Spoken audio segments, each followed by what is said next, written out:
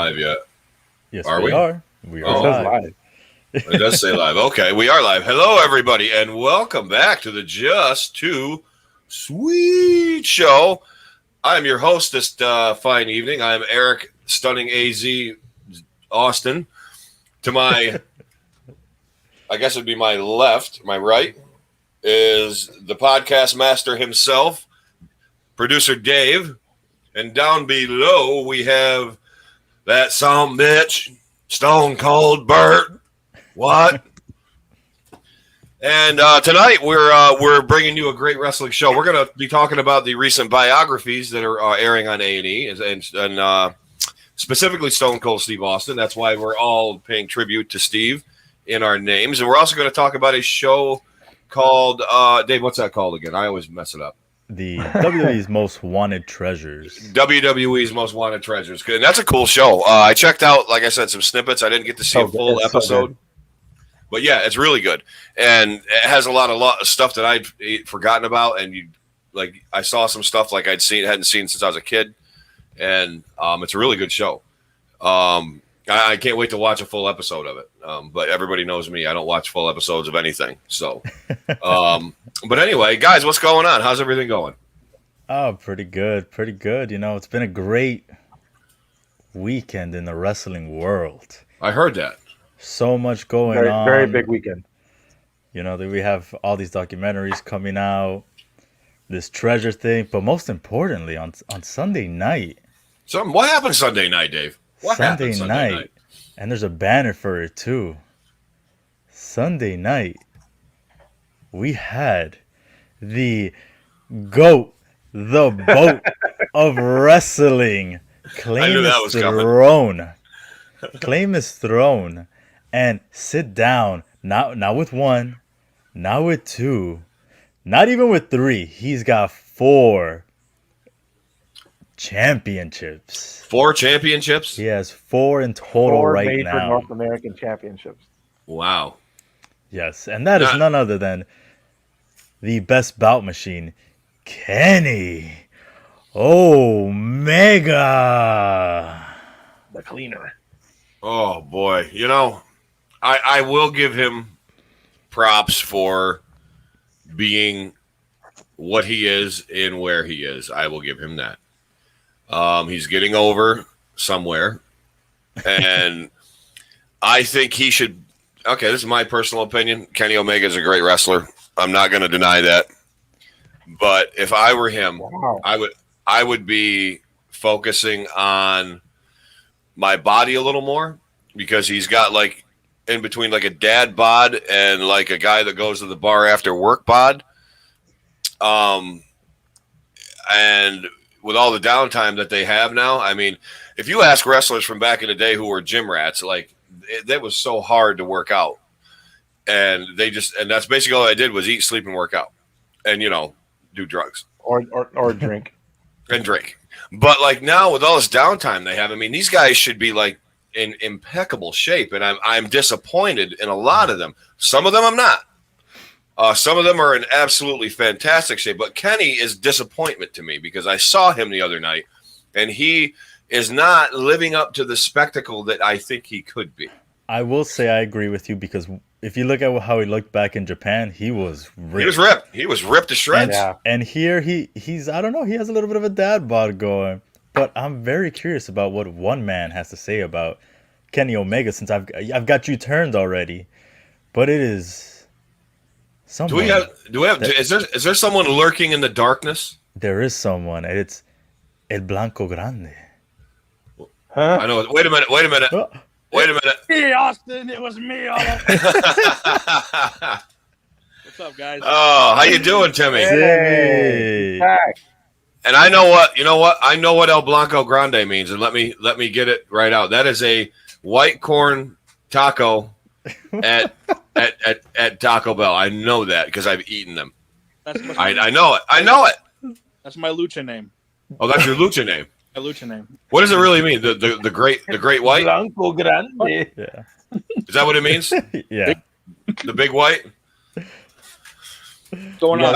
You gotta say it like the guy from The Simpsons, like The Bumblebee man. Bronco Grande. The Bumblebee guy. Can I say it like a soccer commentator? You know those guys that say, "Go El Blanco Grande." Listen, if Kenny Omega can have 4 titles, I can be El Blanco Grande. You can be, Tim, and So what do you think about that, Timmy? Kenny Yeah, Omega won it, Yeah. and he won it clean. He didn't need any of the Good Brothers help. No Young Bucks. He won it clean. clean, Tim. So what do you think? Is Omega? Are you jumping on the Omega train, or are you somewhat like paying a little more attention? Are you coming around, or are you still like in the toilet? Well, like you said, he still looks like my drunk uncle. He's got to start. He's got to start hitting the gym or something because he's just an ugly-looking fellow. But you know. I'll give him his props. I mean, guys, he's not. It's not like he's in Kenny. It's not like he's in Kevin Owens shape. Like he's still in good shape. Come on. I have to give you. You know what I think's going on, and Dave, No you're going to agree. disrespect to Kevin Owens. You're going to agree Kevin with me Owens here, is in Dave. very good shape for his size. This is what's going on. Judging by the looks of Kenny Omega, I feel he's spending too much time in Lakeland, Florida. Not Lakeland, wherever that is. Wherever. Jacksonville. And Jacksonville, Florida, commuting back and forth to South Florida to have cocktails with Faraci and Bunker. So, boss, don't let Kenny in your house anymore. Stop giving him them IPAs and stop having Bunker bring chicken wings over and all that stuff. Leave the KFC, Leave the KFC over there, Stop with the IPAs, but no, seriously, Kenny, he's like I told you last night, Dave. He's given credence to the territorial, I guess, and for lack of a better term, the modern territories. Obviously, they're getting bigger. Obviously, I mean, if you're on TNT, that's a major network. You're having that kind of national exposure, so you're a big deal. Impact is on. I guess you could say they're national, right? They're on what? Access, which I don't even have that on Xfinity. Okay, so they're still kind of like USWA, Memphis area, or Memphis-esque kind of. But they also have a pretty big presence on YouTube. All their stuff is uploaded on YouTube pretty quick. So and that's the key of today that territories did not have back then, and that's why you got to give your hat to these territories back then, because they cornered their market, and those fans were loyal. Like if you were in Memphis, you watch Memphis wrestling. If you were in Louisiana, you watch Mid-South. If you were in Georgia, you watch Georgia Championship Wrestling. If you were in the Carolinas, you watch Crockett. If you were up north, you watch WWF. If you're in Texas, you had Houston, WCCW, all that. I think it's cool that, like Dave and I were saying, that Pro Wrestling Guerrilla, Ring of Honor, but MLW, NWA Power, they're all located in different spots of the country, and they're kind of territories again. So it's cool that these guys can go to have a place to work, even if they're just enhancement talent, even if they're whatever, they're getting a paycheck. Yeah, they're making a better living again, and it's great because obviously the buyout left all that done. I mean, I was an indie wrestler. I know what that's like. I mean, I know what it's like driving 300 miles to get $25. It's not fun. So I'm glad that this is going on again. Yeah, and for the fans as well. Like what I said it last night. I said, if you don't like before, it was you only had WWE. Mm-hmm. You had that, and if you hated it, you were stuck watching it, or you just stopped watching. But now, if you don't like what's going on in WWE, you can check out NXT. You can check out AEW. You can check out what Impact's doing. You can check out NWA. There's so many more options now that I think right now it's a great time to be a wrestling fan. And Bert highlighted that with the YouTube thing, because now you don't have to be like, oh shit, I don't get the Memphis KL chicken fucker station. I can go to YouTube now, and I can watch what I want. I don't have to watch the Moonshine playoffs on the Chicken Fried Network down there in Kentucky, or whatever they do. They eat possum. Because NWA Power is strictly on YouTube, so you can just follow the channel and just watch all their shows. I watch a lot of AEW on YouTube. I'll be honest with you. I'll be honest with you. Shows on YouTube. Yeah, so it's really cool. Tim, do you watch any other wrestling other than WWE or AEW? Do you check out NWA? Do you check out MLW? I check it out when the guys post stuff. Like I watch. I really don't see Impact too much, but I'll check it out. Like Okay. That Big Cass made his fucking debut. I watched that. Yeah, Cool. Thing. good shape too. Hopefully he makes that comeback. Because He looked Great good. too. he's He a nice looked dude. good. Super nice guy. So I hope he makes it back. Is Enzo Amore anywhere in the picture of any of these places or no? Enzo needs a lot more forgiveness. Okay. Has to. Okay. Enzo fucking runs his mouth too much. He has bad heat. Bada boom! Realest guys in the room. How you doing? Now, I have to ask something. I'm glad we got all of you guys here. I want to ask a question. Now, let's rewind a little bit. Let's go 5 years ago. Okay, 6 years ago, 2015, when Enzo and Cass were over like fucking Rover. I mean, they were over. They were over. And they did not drop in anything. They were just climbing. Now, do you guys think, had the cards been played differently, do you think that these two would have been bigger players and had a bigger role and done bigger things? Because I honestly think they would have. They had momentum like I hadn't seen in a long time. They didn't have like Austin or Rocco momentum or anything like that, but they had some legitimate. They had legit. I mean, when you heard that Italian fucking banjo or whatever it is play, and they walked out, dude, it didn't matter if they were down in Texas or they were in Maine. They were the arena blew up. Now, what do you guys say? I want to go around. I want to start with Dave. Go around. Do you guys think that they would have been bigger and more significant had they stayed together, A, and B, not fucked up? I absolutely do think so. I think they would have been the new age outlaws. Perfect. I think that would have been it. I mean, even merch wise, they were. I mean, I'm thinking they were pretty good with merch. Just going off the top of my head, I buy very occasional merch.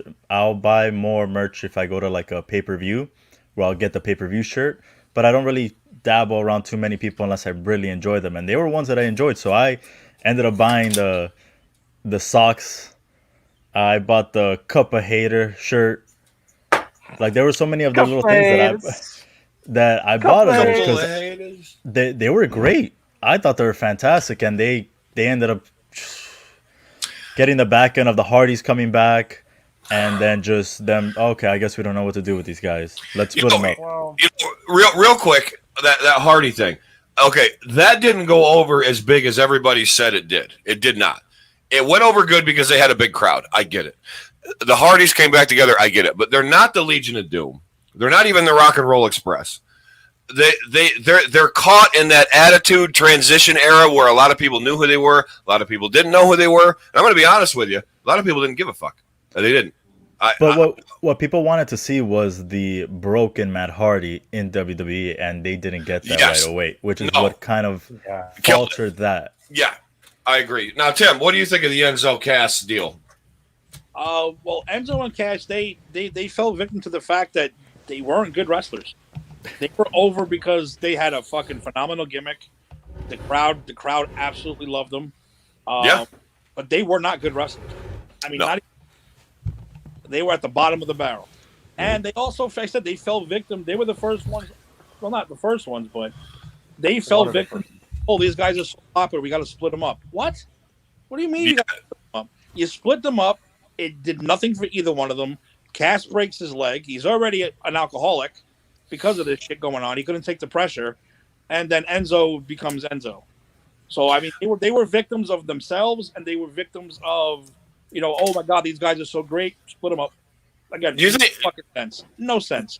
No, that doesn't make any bit of sense. And, had Enzo actually... Oh, you're a certified G, Dave. Look at that. Yeah, it's a sock, bro. I wear these all the time. That's awesome. I want a pair. Cash shirt and the Enzo shirt. Yeah, I had them, and I met them. We spent a lot of money to meet those dudes, and they were fucking super nice guys. I remember when you did that. But the thing is if Enzo actually could work a little better than he did, Cass really didn't need to do anything with a big boot and a chop and like maybe a clothesline. That could have worked. That I mean, really it's what he could've worked. did. Enzo was the one on the mic, and then Yeah. Cass was just Enzo would get his ass beat, and then Cass would come in, save the day, and it's perfect. bada boom. It's perfect. That's why we need enhancement talent. But anyway, Bert, what do you think? Do you agree with that, or do you think something else? I know that was a real profound question. Sorry about that. No, I think it was a couple of different factors that played into it. I definitely think that they could have, once they got to the main roster, they could have worked a little bit more to learn how to actually, do some better matches to have some longevity as a team. And Big also, time. I think the legal trouble that Enzo was going through with the girl that accused him of whatever he did, that ended up not being even real. That WWE kind of just They jumped the gun on that. Yeah, they cleaned their hands with it. Same thing with Rich Swann too, but yes, and Kaz, I feel like Kaz has had a lot of shit going on with personally that he didn't really, like you said, couldn't handle the pressure. His single run, I mean, they tried. I mean, he was in a title match in that 4-way where but nobody remembers he was in that match. Just that Kevin Owens won because Triple H screwed over Seth Rollins. But he was in that. He was in that 4-way. Yeah, it was him, Seth Rollins, I think Dean Ambrose, and Roman Reigns. Wow, For the Universal I title. just remember the ending where Kevin Owens ends up winning. Yeah, but he was one of the guys in the match. Yeah, I remember that. So, But I don't remember Cass being in it Wow. yeah, because I was watching back then. I was watching back then. yeah. The only thing I remember from Cass he had is potential, but it's just hard. Aw. Look, You know? But met- the fact, Hey, Bert. no, I was just gonna say the fact that that the three of them, because the fact that Carmella would be the one that would still be on the roster to this day, who was with them before, and you never thought that maybe Carmella might not have a future, but the fact that they both got released and Carmella's still there is I crazy. talking about. I And bought my then nobody Carmella ever shirt fucking- as well. Yeah. Hey, Tim, what were you hey, gonna hey, say? hey. Tim, what were you gonna Carmella, say? hey. It's one of those sad things because I said I met them together, both super nice. When I told Cass we were from his neighborhood, he had oh my God, really? And Jax was Wow. so young, and he was so excited that we were from Glendale, and even Enzo was like, look, I'm not supposed to do this, but because you're from Big Cass neighborhood, he started signing like shirt. Like you're supposed to get one autograph. He signed my shirt. He signed Jax's shirt. I'm walking by and he's signing the back of my neck just for the hell of it. So and then when I went to that indie show where I met Nash and Hulk, he was there, and that was the sad Cass. And it was a short time. I walk into the bathroom and there he is at the urinal taking a piss, and me and Jax go, "Holy shit, it's Cass taking a piss." And there he was, and I was like, "Hey man, what's up?" He goes, "Hey, how you guys doing?" And he had the fucking gut and the belly, and it was sad. And he came out later. It was like, wow. Did he kind of vaguely remember you, or was he? Because this dude was probably 1,000 people before me. well, he was probably hitting the liquor too. Once I said Glendale, though, he was like, "Holy shit, really?" And we talked about the pizza place on the church by me, and he was all pumped up. Wait. He knows about pizza? Not Pisa. He's from down further. Oh, okay. He's down further. Okay, he's down further. All right. He's a little further down. He doesn't know. Yeah, he knew Mount. What the fuck's the name of that church? I already forgot the name of it, so I don't live over there anymore. But yeah, we talked about that, and he loved it. And like I said, I saw the transformation, and I was like, wow. I can't believe how quick that happened. A 7-foot gut is a big gut. You know what I mean? And that's. I mean, I'm just trying to picture like I'm sitting here in like the American Legion urinal, and like the 7-foot long-haired guy with a giant gut comes next to me. I'm thinking, I'm just trying to look like a giant llama. I mean, I don't know, like standing on his. You know what I mean? And I don't know. Can't teach that. No, you can't. Probably only the package store could teach that. But anyhow, that was good. So anyway, we have what we have going on here now, as Dave stated earlier, is the WWE has biographies going on, and the first biography was probably, in my opinion, wanted to push. I mean, obviously, there's going to be, they're not shooting their whole shebang at one time, because it's meant to be kind of serious, I guess. You're going to get to know the guys a little bit, but they debuted with Austin, which I thought was okay. I would have thought they would have saved Austin for later, but maybe there's, because of who he is and his story, and because there's like more tragedies along some of these other ones, and like Dave said, I'm not going to ruin it, but you guys have probably all seen the Piper when I haven't, but I can just imagine Dave actually enjoyed the Piper one, not just a little differently than he did Stone Cold's. But anyway, they debuted the other week Stone Cold Steve Austin's bio on A&E. Now I've watched it. We've all watched it. Dave. So first impressions. Did you know a lot about what they said, and how did you feel about how Stone Cold himself presented it? I mean, because basically he did the play-by-play on mostly all of it. So what do you think? I really enjoyed that part about it, where he was going through the match. It's like there was a lot of the stuff that you go like that has already been said that we know from like a million other Stone Cold documentaries. His last match, how he went to the hospital, almost passed out, all this. But one of the things that I didn't notice, and it wasn't until he mentioned it, was in his match against Owen Hart, where he ends up, bruising his spinal cord, was at where he's like, oh, I'm crawling on my hands, and I still can't feel my hands, and you can see him just like he's crawling he was just going numb. They were like this. Yeah, and something I had never noticed until he mentioned it, and I was like, holy shit! Like that's what you see. You literally see him just like going on whatever he can, and he can't feel his hands. It's just insane to me. Crazy. Yeah, that was crazy. I actually knew about that when it happened because I was working at the time, and Afa is good friends with the Harts, and he was good friends with There It Is, and he knew everybody, and he told us, he's like, no, he was seriously injured. That was, he barely got him in the roll up. We were like, holy shit. So we went back because I can't remember who taped it, but I got a tape of it, and I looked at it. I'm like, oh my God, like he really couldn't do that. Like he was just kind of like, was limp. And Owen, Owen didn't mean to hurt him. He didn't mean to hurt him, but that was crazy, man. That's the real side of wrestling, Oh my God. But Tim, did you enjoy Steve Austin? Yes, very much. I thought it was very well put together. Yeah, like you said, mostly we knew the stuff we knew, except for the stuff about his daughters, which I thought was very interesting. Yes. They did dive more into his family, which I did like that with like the brothers. They admit what shit family men they are.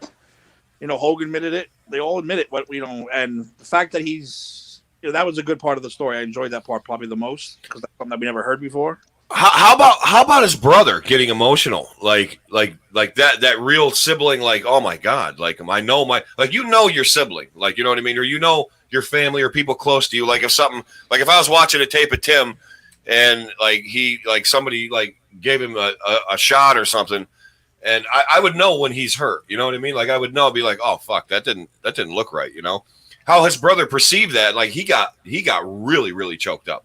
The cowboy brother, not the older brother that looked like he greeted at Walmart. The cowboy guy, yeah. How about that, Tim? That was cool, right? Like that's genuine, like, Yeah, and how proud he was. Everyone had a Stone Cold T-shirt on it one time. Yeah, that was great. Bert, what'd you think? You into it, or you too much Austin? No, I mean if it's a biography about Stone Cold, obviously you want Stone Cold to be in the majority of the time. But I enjoyed it. I mean, A&E, I love that WWE's doing this because A&E, going back for the last 10, 20 years, they're known for, their biographies on just celebrities and musicians and stuff. And this is a great partnership. It's actually more like 35. More like 35, Bert. I mean, I know you're young, but yeah. Sorry. But yeah, so I mean, I loved it from beginning to end. Obviously, I more or less knew everything that he had mentioned and talked about. But the stuff with his family, and just kind of, we didn't see it when it was happening, when he was on top. But just the, whole, like what Paul Heyman talked about, how, like, your personal aspirations and goals have to be put aside for what you're doing. For him being, like, at the top he was. Because the only person that you can argue that can say that had as big of a run as he did was Hogan. Only person. Everyone is, under that, because Stone Cold, seeing how, seeing how, talking about how he was happier not being home, being on the road, being hooked on it, loving the business and, working every night, driving 300, 400, 500 miles, flying everywhere. and just doing that over and over and over. It's crazy how how he lasted so long, but it was a wild ride for him. Yeah, it was, and it was funny when he mentioned his diet, like when he was on the Indies still, what are the territories like Memphis and all that. What I mean, There was he tuna and started potatoes. with cans of tuna, and when he didn't have enough for tuna, he just ate raw potatoes. He'd peel them and eat them. I mean, that you're starving when you're doing that, But if you're still actively pursuing something, and that's the lengths you're going to keep doing it, that's passion, and it paid off. And so I think he knew if he just kept up the pace he was going, it was going to pay off. Because let's be honest, he looked great. He had a great body. He could work. I thought being stuck in that Stunning Steve thing was good for him for a time, but I feel like he didn't progress. Like he even mentioned in WCW where he didn't really feel he was going anywhere. Maybe he got caught in the needle in the groove. I get it, but Tim, let's play make believe. Let's play make believe. Let's say Derek Bischoff has the foresight of saying, this guy's a good worker. He's decent on the mic. I want to give this guy a shot. Would he have had the impact in wrestling if he stayed in WCW and Bischoff put money on him? Do you think he would have lasted? No, he needed to get fired. He needed to get fired. He needed to cut that promo. The promos that he did at ECW. He needed that motivation. And he needed to be the ringmaster. All that stuff led to Stone Cold. So no, I don't think. I think everything happened for the right way, the way it should have happened. I'm glad you brought up that ECW promo. That's what I wanted to talk about next. Now, did you guys see the early, like the clips they were doing of ECW? How violent that was? How bad that was? I mean, these guys were just fucking insane. I remember because I saw it live a lot. But Dave, did you like when Austin, like he's just sitting there like this, and he just looks up and he starts cutting that promo on WCW. Did you get a little chills? Like, oh my God, like he's not Stone Cold yet, but he just kind of like opened the veil a little bit, and he's like, wow, like this is gonna happen. You start to see the like the what could be, if packaged right, and like I think without that, what Timmy said is right. He needed all that because I think if he would have stayed in WCW, I don't want to say he wouldn't have succeeded. It's just what Austin would or what Steve would we have gotten, because then you think, okay, is he gonna be NWO or are they gonna make him rival NWO? So it all would have been on how Bischoff would have been able to use him. Yeah, if he would have gone to NWO, he probably would have just been lost in the shuffle. He would have been. Bert, how did you feel about the ECW Steve Austin? I know they didn't show a lot of what he actually did, but he cut a few great promos in the ring. He cut the Sandman to shreds. I think he actually wrestled Mikey Whipwreck in Poughkeepsie. And he wrestled the Sandman too a couple times. He did wrestle the Sandman a couple. Okay, so did you like ECW Austin? Yeah, I mean that's where he really got to cut his chops, promo wise, because he literally couldn't work for the first couple of months because of his shoulder. So Heyman's like, hey, come up and just cut promos. Tell how you feel, and it worked for him because all that stuff that he did in there, in ring wise at the time, nobody could argue that he wasn't talented. Physically, he was great, could move really well, could do anything. But it was the promo work in ECW that kind of catapulted him when he eventually became the Stone Cold that we're all familiar with. If he never did that and went there and experienced that, he would never became that character, So it was important. Right, he wouldn't have. Right. Tim, do you kind of feel though in his short stay it was warranted because was he becoming like the proverbial big fish in the small pond, do you think? Because to me, he seemed a little classier. And I'm not putting ECW down by saying that, but he just seemed on a different level than that. You know what I mean? Like it was cool. He was stopping over, but he didn't belong there. No, not at all. He wouldn't have fit in there either. No. I said everything happened the way exactly it was supposed to happen. Yeah. Even the ringmaster bullshit that had to happen. The piss becomes Stone Cold Steve Austin. So No, it really did, and it was cool because like it even showed him like you saw his WWE like transition. You saw that like he had the buzz cut. Then all of a sudden it was a little shorter. Then he had like a scruffy beard and it was a little shorter. Then he was bald, but he kind of had not much facial hair. Then all of a sudden he had a little bit of a goatee. Then he had the goatee. Then he had his lips split open. Then he cut the promo. So it's like, oh my god! And even when Triple H was, you got the ear. But remember when Triple H was like, he was talking about like all that stuff with him and his and like that. His entrance when you hear the glass break, you get goosebumps because it's like holy shit or oh shit, something. It's Steve Austin. Can you imagine having that as your character? I mean, you're carrying that for the rest of your life. You are an actual entity that creates goosebumps in almost every person who hears your music and sees you come out. I mean, is there any money that can counter that? I mean, seriously, Dave, is there anything better than that? No, nothing I've seen yet that has been able to counter that like you said, like that chill that you get once you hear it. Was Triple H said it best. When you hear that glass break, it's like holy shit. Yeah, what is about to happen? Because as a kid, and Tim, you're gonna agree with this. And the boss is gonna get all pissed. No, because he's a Stone Cold fan. He's not, but I know he likes Hogan. But he's probably with Bunker. He's not even listening to us. Hogan would come out, and we'd be kind of like, "Oh my god, it's the Hulkster," It'd be like, "Oh, this is great," but like it's different with Steve Austin. It's like you kind of knew he was coming, but you didn't know, and then you see whoever in the ring, and all of a sudden, like that glass would break, and being in the arena and hearing that, and it's like you were like, "Oh my god!" And here comes Steve Austin, just like looking at everybody. He's like, like shaking his head and like not letting anybody touch him, and he's like flipping everybody. It was the best thing to see. As a 22-year-old male who's, you're already overflowing with testosterone as it is. That was the ultimate release, seeing the guy, that kind of guy, give it back. And Bert, like they pointed out, he became like the everyman who beat the shit out of his boss. Now, yeah. Do you feel that way? Did you feel like you could live through him watching that?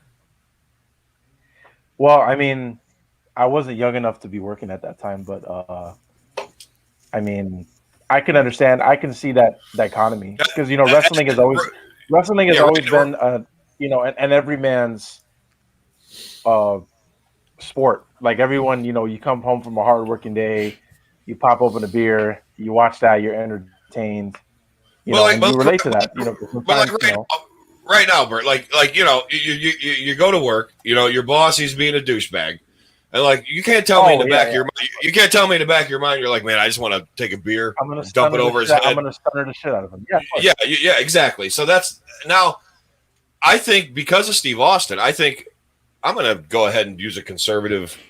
No, liberal. Liberal means more. A liberal guess. Liberal means more. A liberal guess.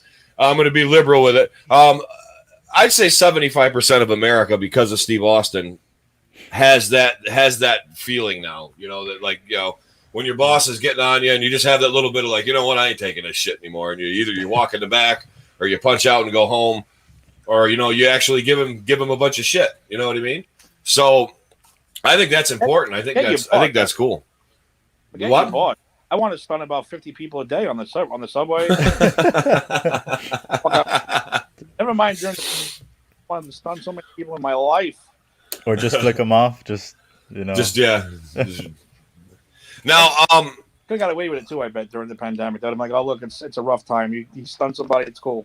You probably would have gotten like sent home with pay. So you probably should have done it. You know what I mean? They probably been like, this poor guy. You know what? Give him like $300 a week to sit. I don't know. Probably not. But I don't know if benefits work that way. I don't know how they work. I don't care. So yeah, I thought overall it was a great episode. Like I said, I liked it a lot. I didn't love it. I thought it was great. I would watch it again.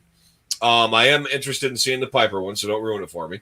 We're going to talk about that a little bit next time. And we're also going to talk about another so-so wrestler next week too, but whatever.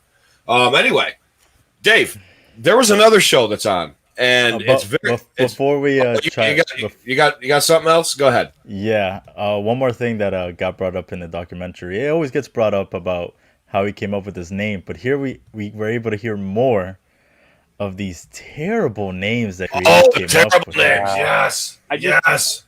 Look at my name. I changed it to. Yeah, that. Oh my God! When I heard Fang McFrost, I was like, who in the right mind thought that name? Ice That Dagger. right there. That's gonna go over well. I would use Ice Dagger. I would use Ice Dagger. No, you wouldn't. Cool Cat. No, I wouldn't. Chili McFreeze. Chili McFreeze is like a young DC animated Batman villain. Yeah. No way that's real. No. It was just so, Mr. Freeze. Like they just went over some of these, and I was like, man, there's I mean, no way that they really took him serious to be like, yeah, these are the ones. They even had the Undertaker, like, and he knew some of the names. He's like, oh yeah, they're going back to all the wrestlers. So it was a big joke. It was funny. But thank God that his English wife told him to drink his tea before it gets stone cold. But yeah. Anyway, let's go on to this other show because this was fun. And I like I said, I've seen snippets of it. I haven't seen full episodes, but what I've seen, I think is really cool. Dave, bring us into this real quick. Tell us about it. Tell us what it's about, and give us an introduction to the first episode that you watched. So basically, WWE wants all their stuff back, even if they sold it to you. They want their items right now. Yeah. So, I mean, it's essentially That's true. That's true. They want their stuff back. Give me that back, damn it. Yeah, so essentially, I'm assuming they're doing this because they want to do some sort of not maybe the Hall of Fame, but like a WWE museum, and they want to put like their most elaborate gear and just memorable things throughout their time. So it's called WWE's Most Wanted Treasures. So they have a team that they're sending out. They'll get a certain superstar, whoever they're trying to get their gear from, and send them out to try to either talk to whoever it is. The first one was with Mick Foley, so they had him go out and talk to a bunch of these collectors. And the first guy, I think it was it a greatest wrestling collector? This guy's house was ridiculous. GCD or something? Yeah. Yeah, like It was cool insane. nickname. Yeah. And you just walk into his living room and it's just everything. I know Timmy there saw the Macho Man gear that's right in a huge case, and it was fantastic. Which robe was that by him? Was it the purple one with the silver on it that said Macho Man? I think it was a yellow. The frilly jackets. Oh, that era Macho Man. Okay. Yeah. Cool. And it's really cool to be able to see them to like try to get these items, even though I was telling Eric this off air. For the first one with Mick Foley, one of the guys just absolutely haggled the crap out of WWE. Oh yeah, the guy with the he had the original leather flannel vest, yeah, flannel, yeah. And I just couldn't believe it.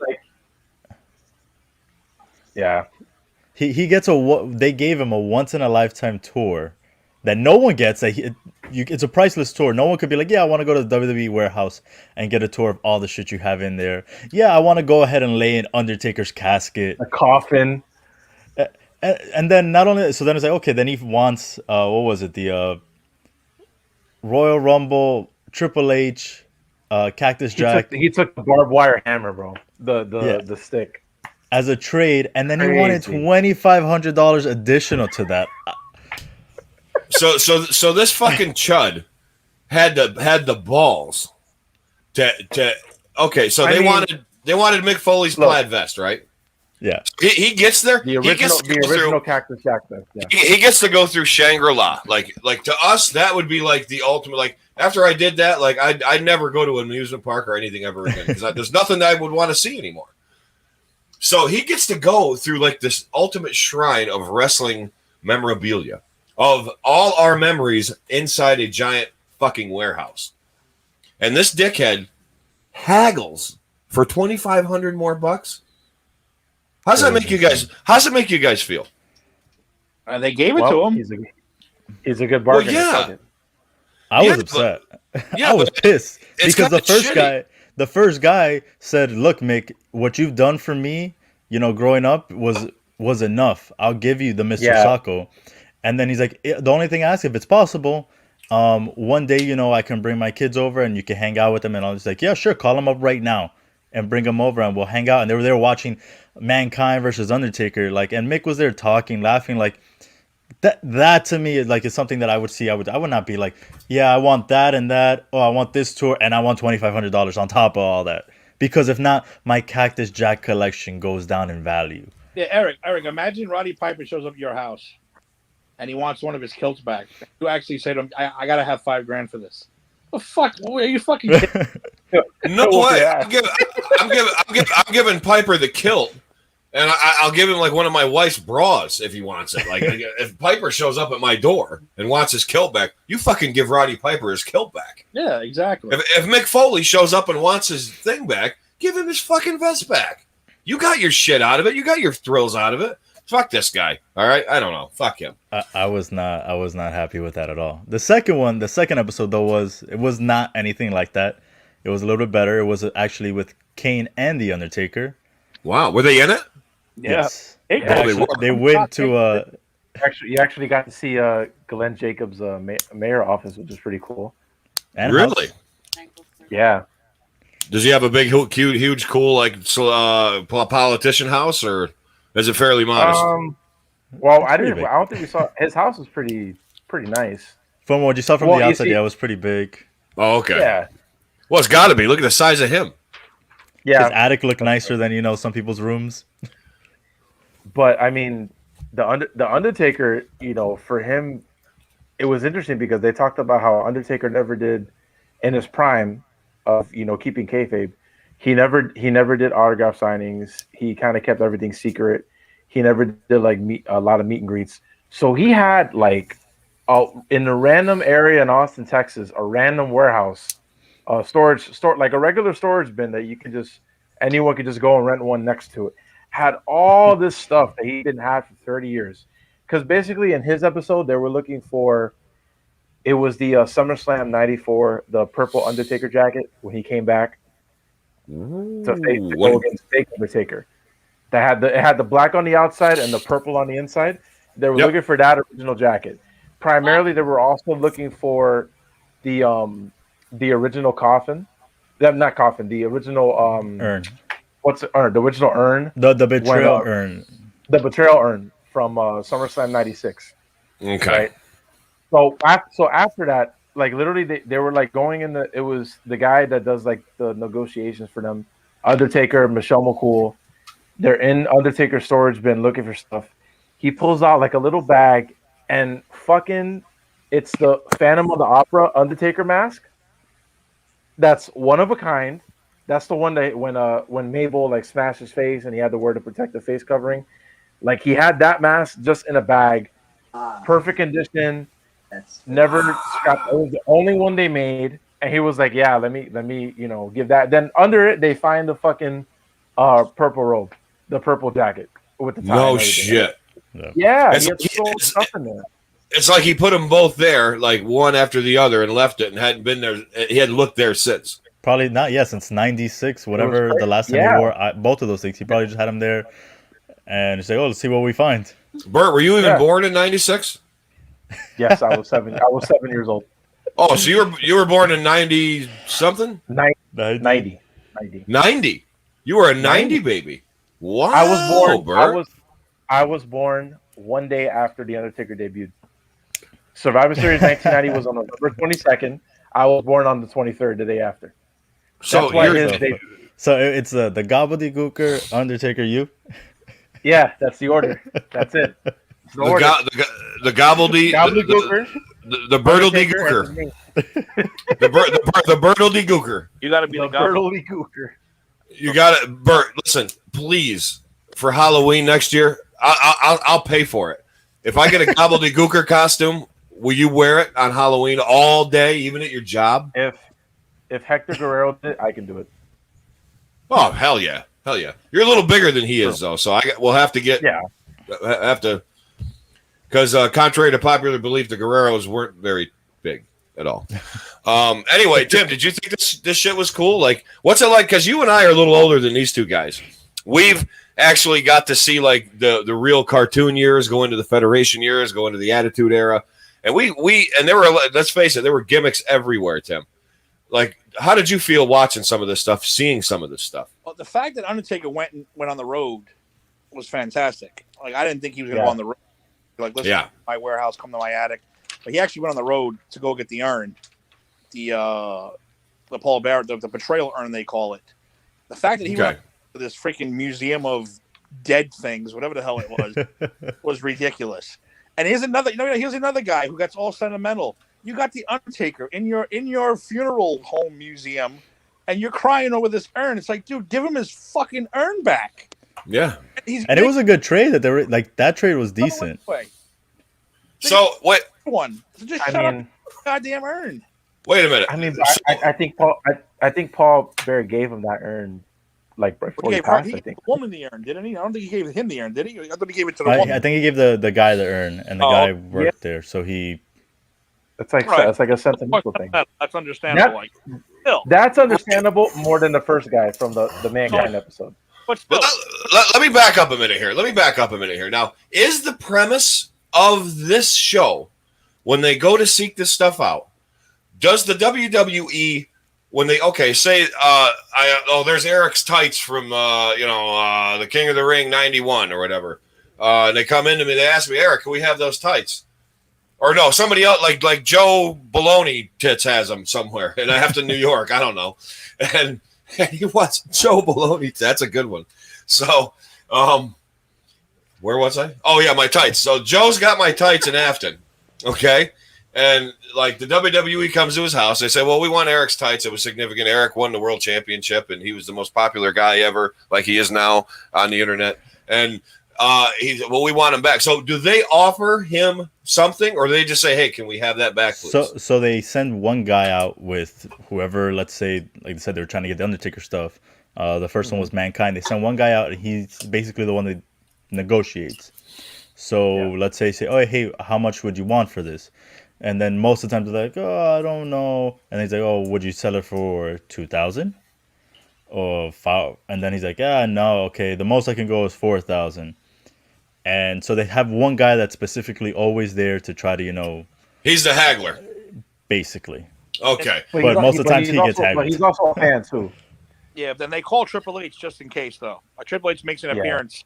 Oh, by the way, Triple H, this is what they want. And Triple H is like, I don't fucking want to give this guy a museum tour, but if that's what it takes, we'll give him the fucking museum. He did it. Triple H did now. He's like, the reason we want this stuff is to be able to have a tour. Why would we give someone this before? Yeah. And he still fucking got the tour. He was so mad at Mick. He was like, God damn it, Mick.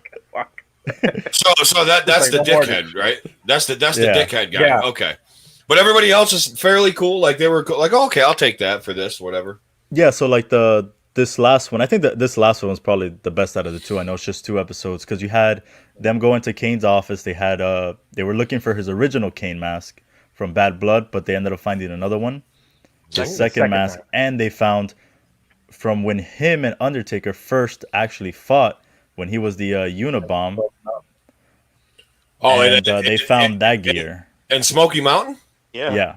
Mm-hmm. Wow, I saw that match. They got that gear and the mask. I haven't seen that gear in years. It's crazy how that gear looks so much like Kane. Yeah, yeah. With same color scheme and everything. That's crazy. Yeah, he was also wasn't he Isaac Yankem? Yes, he was. Mm-hmm. That's not nobody.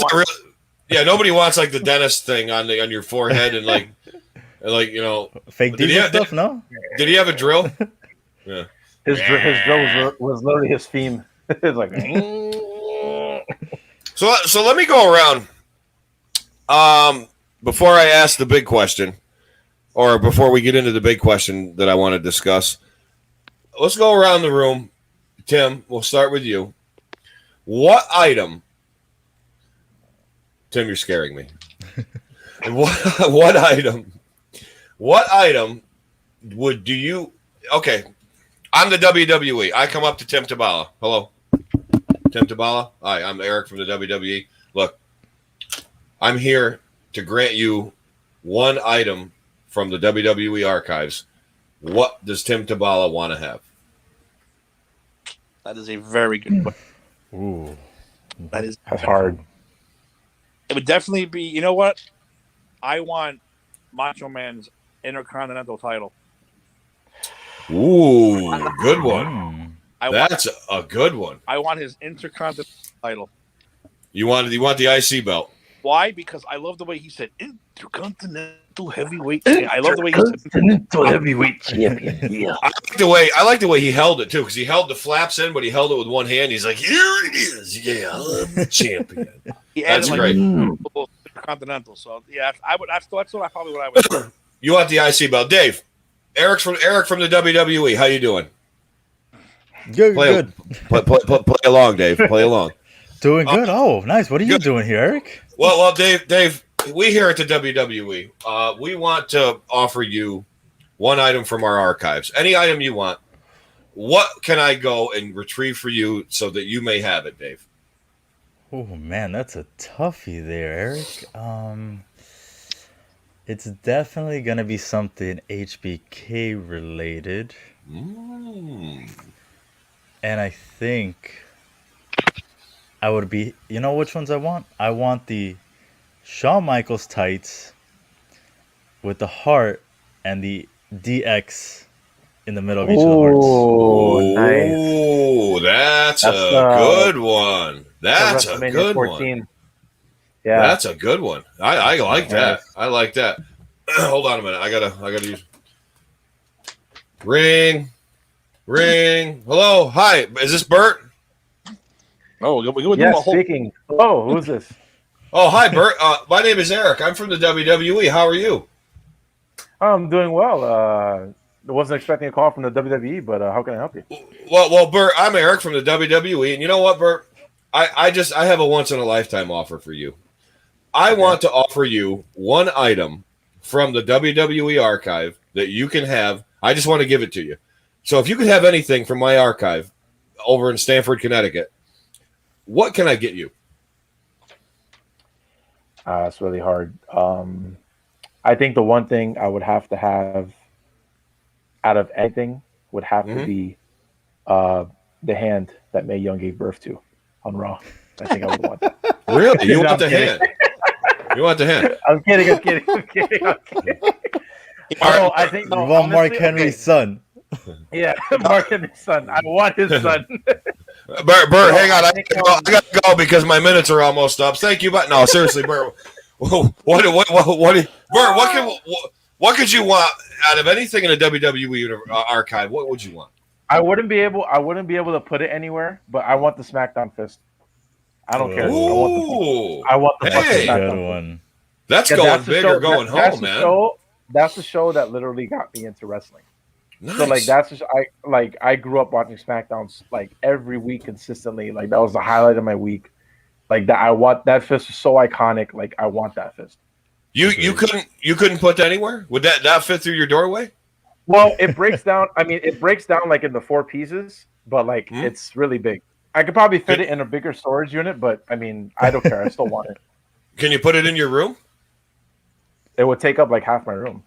Oh fuck! That's Who a big- cares? bro, You know- have to It's sleep a You in know how SmackDown big that fist. is? It's a SmackDown fest. Who gives a shit? I know, but still. But yeah, that's what I would. I'd be getting drunk every night, drinking with the fist, being like, "Hey, man, Jim Beam." You know what I mean? I'd give it joints. That'd be great. Oh man. So, guys, last question. So wait. We have to turn it back right around on you, sir. Oh, wait a minute. What about me? Oh, you already okay. So okay. you gotta go. No, you wait a gotta minute. Wait a minute. I want the 3 of you from a boardroom. I want all 3 of you on the board. I want you to knock on my door, and I'm gonna act like really surprised that you're here. Okay, ready? Go. Texting my. Oh, I wonder who that is. This one open it. Oh, hi. Oh, hey, here. It's I can't even do it. I can't even do it.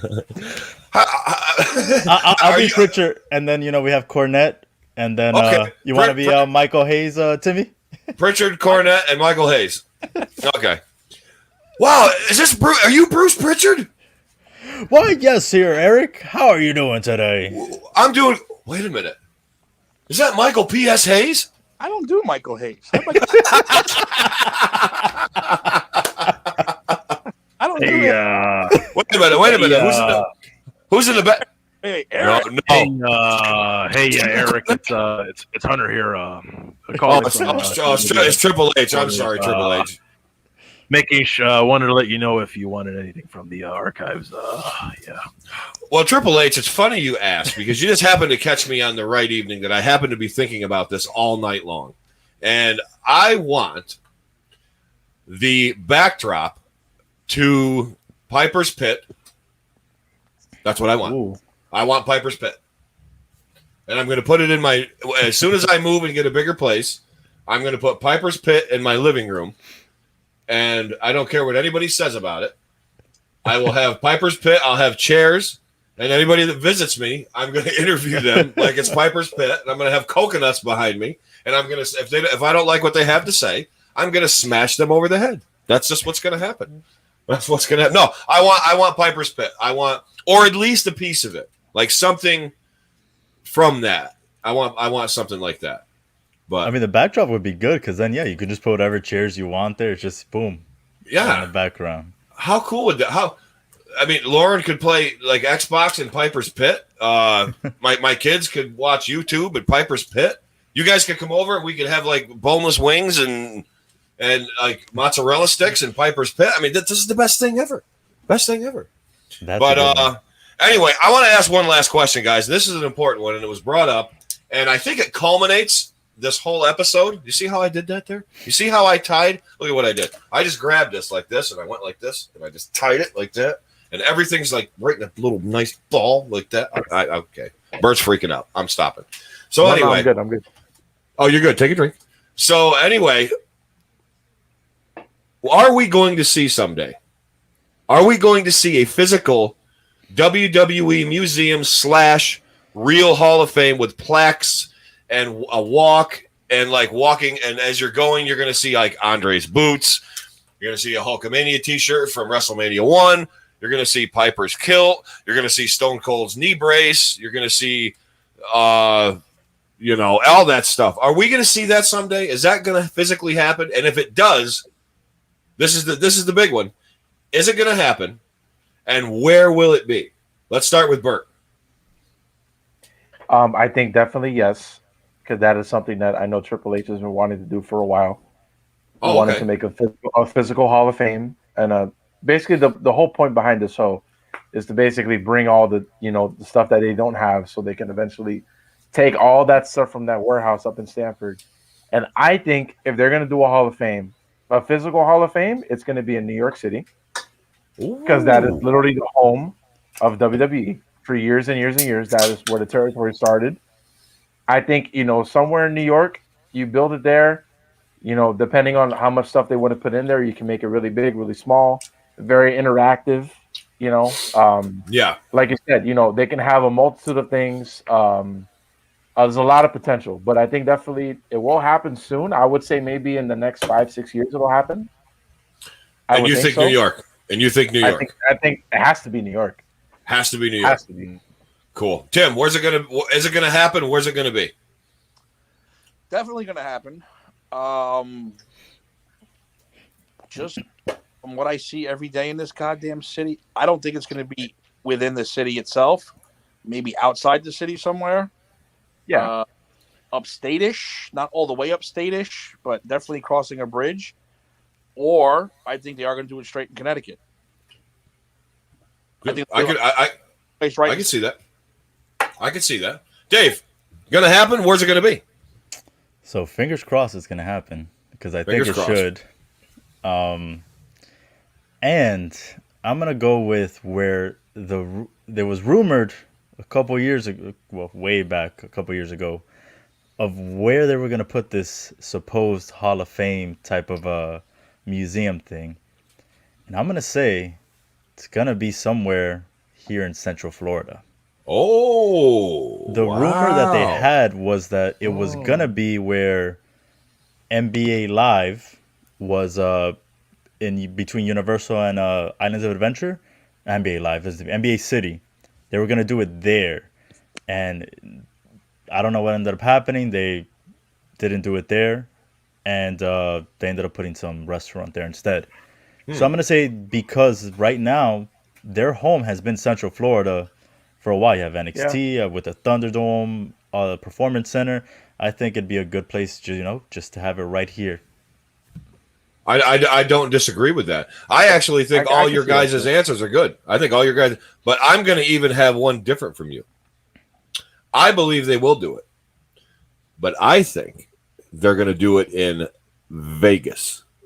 Oh. I think they're going to do it in Vegas. I thought you That's were just Big Knuckle, Arkansas, or something crazy like that. no, not Bucksnort, Tennessee. And Kyle, thanks for the football question. That's the wrong show, Kyle. But you're on the wrong show, dude. You should have watched American Graffiti and not A Few Good Men or whatever it is you're going to watch. Kyle, thanks for the. Did you hear the Giants are getting rid of Danny Dimes, trading up to get Mac Jones? I didn't hear that. Did you hear that, Tim? No. Did you hear the Cowboys were going to suck again this year? Oh no, wait, everyone already knows that. I get that. Like I get like the morning text of that. But anyhow, guys, this has been a great show. Tim, thank you for gracing us with your presence. This is a surprise. I didn't know you were coming tonight, man. Well, I wanted to say you guys have done a hell of a job during my hiatus. You guys are holding down the fort nice, and hopefully I got my new Wi-Fi router coming. So nice. Hey. Let's pray to the router internet gods. Wait, Is that would it be like AT&T? I was gonna say it's probably go to Verizon or something. Like, Verizon? Oh, okay. When I get back, I want to hear Eric Bischoff's theme song for when I come back full time. Oh, you got it. It's done. It's written in stone. Disappeared for a couple weeks, and we got fucking entrance videos and promos and all this shit going on. It's like, what the hell just happened? What happened? Tim, you give me the reins of anything, and I blow it all to hell. So it's like, if you ever watch my show, usually within 10 minutes, we're off the rails. We're canceled. People are calling us like assholes who let them on the air. Steve made the rules, and Eric breaks them. And I bust them. I don't break them. I crush them up into powder, and I make a goat snort them. That's what I do. So anyway, wow. No, this guys, it's been a great show. All great stuff. So next week we're gonna do Piper, and we're also gonna do the Macho Man Randy Savage. Yeah. Now, Tim, if you can guarantee me you're going to stop in next week, I will dedicate more of the show to Savage than to Piper. No, we'll do a split even down. I think it should be a split. You want to split it up? Split. Even down icon. All right, we'll split it in half. Next week is going to be Piper and Macho Man, and Bert and Dave and you can catch everybody up on the new stuff. Dave, just a favor for me. Can we talk about somebody other than Kenny Omega? Okay. Maybe we'll talk about the Young Bucks.